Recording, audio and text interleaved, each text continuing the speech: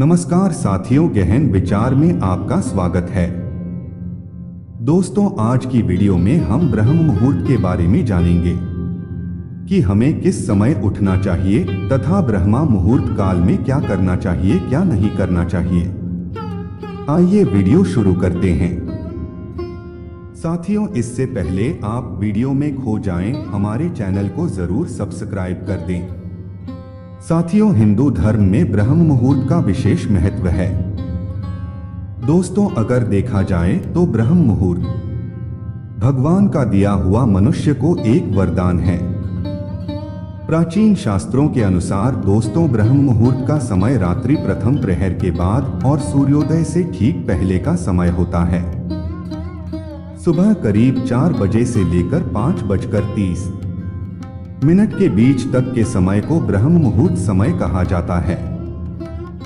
हमारे प्राचीन ऋषि मुनियों के निरोग रहने का रहस्य ब्रह्म मुहूर्त में उठना ही था।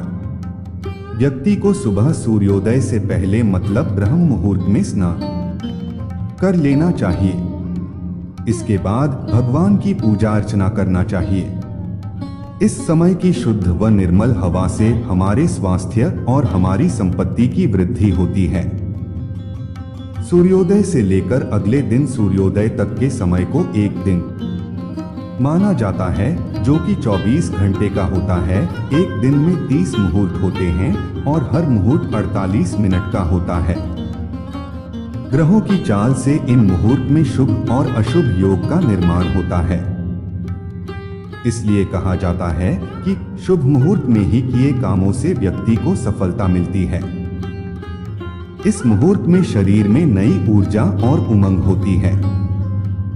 साथ ही इस समय सकारात्मक ऊर्जा का प्रवाह अधिक होता है। ब्रह्मा का अर्थ है परमात्मा और मुहूर्त का अर्थ है समय, यानी ब्रह्म मुहूर्त का अर्थ परमात्मा का समय होता है। साथ ही इस समय सकारात्मक ऊर्जा का प्रवाह अधिक होता है। ऐसा माना जाता है कि ब्रह्म मुहूर्त के दौरान सभी देवी देवता पृथ्वी पर भ्रमण करते हैं।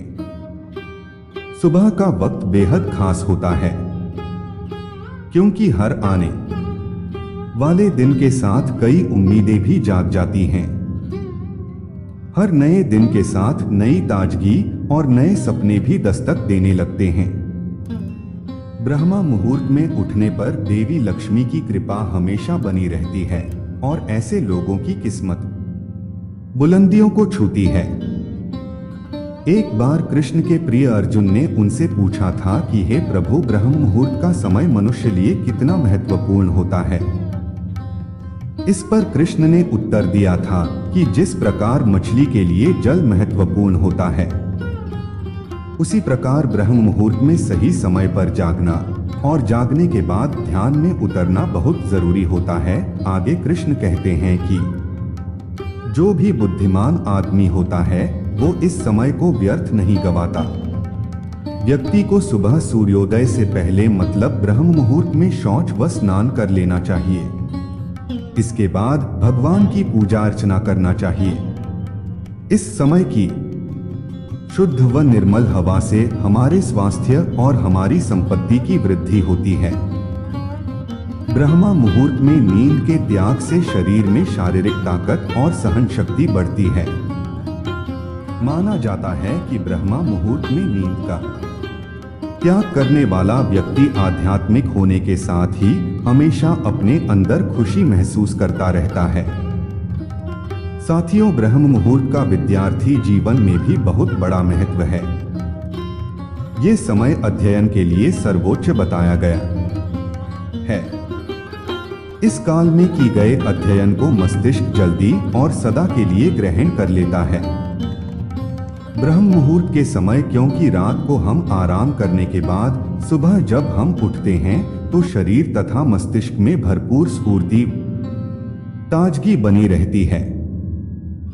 सुबह ऑक्सीजन का लेवल भी ज्यादा होता है, जो कि मस्तिष्क को अतिरिक्त ऊर्जा प्रदान करता है, जिसके चलते हमारे द्वारा किया गया अध्ययन हमारे मस्तिष्क कोश में आसानी से चला जाता है। ब्रह्म मुहूर्त का ये समय वो समय है जब आप अपनी किस्मत को बदल सकते हैं। इस वक्त ध्यान करने की सलाह दी जाती है क्योंकि इस समय में कौन, क्या, कब जैसे सारे सवाल खत्म हो जाते हैं। इस वक्त आप खुद के साथ होते हैं और बस यही वक्त होता है जब आप आत्मा स्वरूप हो सकते हैं जो सीधे परमात्मा से मिल जाती है। सफलता चाहिए तो नींद से जागना पड़ेगा, लेकिन केवल नींद से जागना ही काफी नहीं है, बल्कि सही समय पर जागना जरूरी होता है। साथियों, यह वह समय होता है नदियों और तालाबों में कमल खिल जाते हैं, पंछी पेड़ों पर कलरव करने लगते हैं, घरों में मुर्गे बांग देकर लोगों को उठाने लगते हैं और पूरी दुनिया और पूरी प्रकृति एक नए दिन की शुरुआत करती है। सुबह करीब 4 बजे से लेकर 5:30 के बीच तक के समय को अत्यंत शुभ काल माना जाता है। ऐसे में ब्रह्म मुहूर्त में उठना बहुत फायदेमंद होता है। ब्रह्म मुहूर्त में उठने से मन तरोताजा और शांत होता है। यह अवधि ध्यान और मन को शांत करने के लिए सर्वोत्तम मानी जाती है, जिससे तनाव कम होता है। यह वह समय होता है जब भगवान के मंदिरों के सारे कपाट खोल दिए जाते हैं। प्राचीन समय में हमारे ऋषि मुनि ब्रह्म मुहूर्त में नदियों में स्नान करके भगवान की भक्ति साधना में लीन हो जाते थे। आयुर्वेद के अनुसार भी ब्रह्म मुहूर्त में उठने के बहुत फायदे हैं। सुबह को उठते ही या फिर ब्रह्मा मुहूर्त में भूलकर भी भोजन नहीं करना चाहिए। स्वास्थ्य के लिहाज से भी ऐसा करना शुभ नहीं माना जाता है। इस समय भोजन करने से आपको कई तरह के रोग लग सकते हैं। इस समय हमारे शरीर में भी कुछ बदलाव होते हैं। आयुर्वेद का कहना है कि हमारे शरीर में 3 दोष पाए जाते हैं। पहला काव दोष, दूसरा वात दोष, तीसरा पित्त दोष। जब ये तीनों दोष हमारे शरीर संतुलन में रहते हैं तो हमारा शरीर निरोग रहता है और हम बीमारियों से बचे रहते हैं। लेकिन दोस्तों, जब इन तीनों दोषों का संतुलन हमारे शरीर में बिगड़ने लगता है तो हमारे शरीर को विभिन्न प्रकार की बीमारियां घेर लेती हैं और हमारा शरीर रोगग्रस्त हो जाता है। तीनों दोषों में जो सबसे प्रमुख दोष है वह है वात दोष। रात्रि के बाद से सूर्योदय तक वात दोष ज्यादा सक्रिय रहता है। दोस्तों, जो लोग ब्रह्म मुहूर्त में उठते हैं उनका वात दोष हमेशा संतुलन में रहता है। इस कारण उनका पेट अच्छे से साफ होता है, जिससे उन लोगों को बीमारियां नहीं लगती हैं तथा उनका सौंदर्य बढ़ता है और उनका चेहरा सूरज की तरह चमकता रहता है। ब्रह्म मुहूर्त में उठने वाले लोगों का शरीर पूरे दिन ऊर्जा से भरा रहता है तथा उनके शरीर में तरोताजगी बनी रहती है। हमारे प्राचीन ग्रंथों में लिखा है कि खुद को अगर जानना है तो उसके लिए ब्रह्म मुहूर्त सबसे उपयुक्त समय है। जो लोग ध्यान में लीन होना चाहते हैं या अपने आप को खोजना चाहते हैं, ब्रह्म मुहूर्त उन लोगों के लिए वरदान साबित होता है। ये वो समय है जब हम एक नए दिन की शुरुआत करते हैं, इसलिए जो हमारा भूत होता है वो पीछे छूट जाता है। इसलिए साथियों, इस समय हमारा मस्तिष्क पूरी तरह से खाली और ताजगी भरा और बिल्कुल शांत होता है।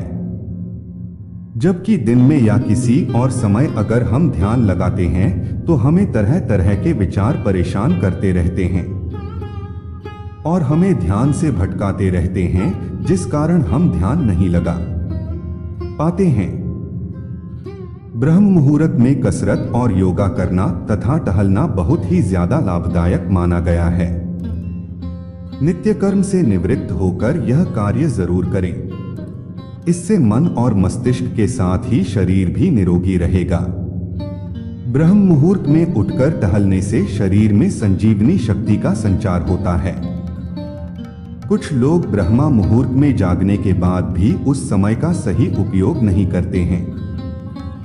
कुछ लोग अपना मोबाइल यूज करने लगते हैं कुछ लोग बिस्तर पर ही लेटे रहते हैं, लेकिन इस समय अगर आपका टहलने का मन हो रहा है तो आप अपने चप्पल या जूते निकालकर हरी घास पर घूमें। इससे आपकी त्वचा और आपकी आंखों को बहुत ही लाभकारी फायदे मिलेंगे।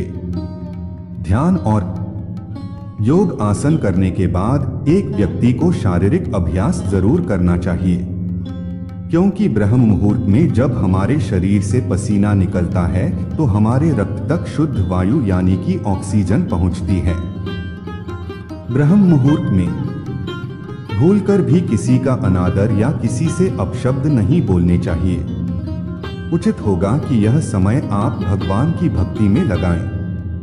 दोस्तों, अगर आप ब्रह्म मुहूर्त में सही समय पर नहीं उठ पाते हैं तो आप शाम को जल्दी और समय पर सोएं। अगर आप रात्रि में सही समय पर पूरी नींद लेंगे तो आप ब्रह्म मुहूर्त में सही समय पर पूरी ऊर्जा के साथ उठ जाएंगे।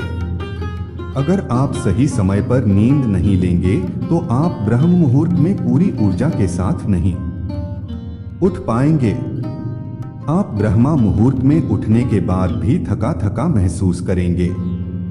आपको नींद आएगी, झपकी आएंगी और आप पूरी तरह से ध्यान नहीं लगा पाएंगे। साधारण भोजन और चिंतामुक्त मन स्वास्थ्य की निशानी है। नींद वह सुनहरी श्रृंखला है जो स्वास्थ्य और हमारे शरीर को एक साथ जोड़ती है। अगर साथियों हम ब्रह्म मुहूर्त को वैज्ञानिक दृष्टिकोण से देखें तो वैज्ञानिक शोधों के अनुसार ब्रह्म मुहूर्त में ऑक्सीजन की अधिकता सबसे ज्यादा होती है। इस समय पीयूष और पिनियल ग्रंथियों से हार्मोन्स निकलते हैं जो मस्तिष्क की स्मरण शक्ति को बढ़ाते हैं। इसलिए ब्रह्मा मुहूर्त में जागने वाले व्यक्ति अन्य लोगों की अपेक्षा अधिक स्वस्थ, बुद्धिमान, सक्रिय और सजग होते हैं। ऐसे लोगों में आलस्य कम होता है। दोस्तों, छोटी छोटी बातों में ढेरों खुशियां छुपी होती हैं। इन खुशियों का स्वागत दिल खोल कर करें। खूब हंसे और मुस्कुराएं। आपकी कुछ आदतें भी परेशानी का कारण बनती हैं। इस बात को समझें। बेहतर होगा इनमें सुधार लाने की कोशिश करें। आलस्य से बचें। जहां तक हो वाद विवाद से दूर रहने की कोशिश करें। प्रतिदिन कुछ समय अपने उन पसंदीदा कामों के लिए निकालें जिनसे आपको खुशी मिलती हो, जैसे बागवानी, संगीत या किताबें पढ़ना। गरीब और असहाय लोगों की यथासंभव मदद करने की कोशिश करें। इससे मिलने वाली खुशी का आनंद लें। वर्तमान को जिएं। पुरानी बातों को सोचकर परेशान होने के बजाय वर्तमान को संवारें। आशा करते हैं कि साथियों हमारी वीडियो आपको अच्छी लगी होगी। दोस्तों, अगर वीडियो अच्छी लगी